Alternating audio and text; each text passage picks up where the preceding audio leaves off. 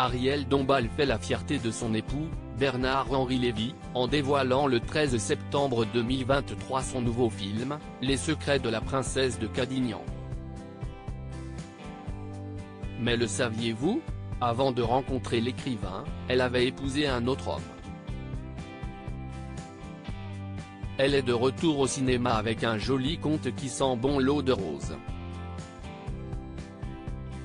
Ariel Dombal réalise et joue dans le film Les secrets de la princesse de Cadignan, qui sort le 13 septembre 2023 et qui est une adaptation de la nouvelle de Honoré de Balzac qui porte le même titre.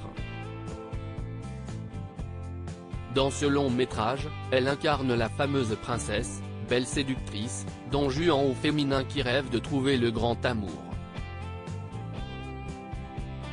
Ce projet, dans lequel elle met en scène son amie Julie Depardieu mais aussi son filleul Billy, le fils de Julie Depardieu et de Philippe Catherine, ressemblerait presque, en y regardant de plus près, à une version romancée de sa propre vie.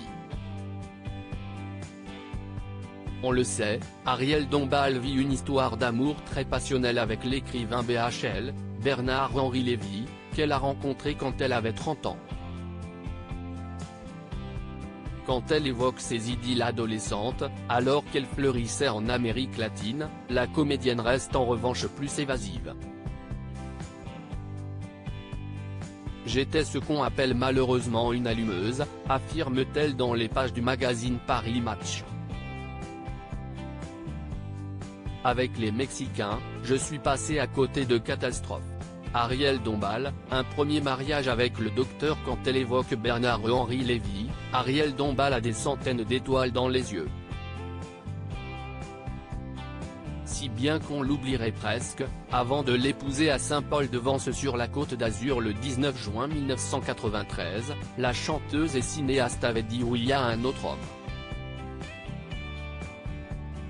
Il s'agit du dentiste Paul Abdou, surnommé le Docteur, avec qui elle s'est mariée le 18 décembre 1976, puis a divorcé en 1985. Il avait 32 ans de plus qu'elle, elle en avait, à l'époque, 23.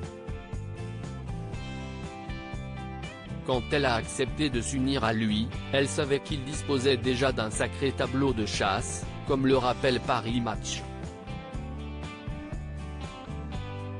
Ce playboy avait été en couple avec Brigitte Bardot, Johanna Shimkus, Raquel Welch, Anita Pallenberg ou encore Jacqueline Bisset. Nous ne sortions étrangement jamais ensemble, se souvient-elle en évoquant le passé.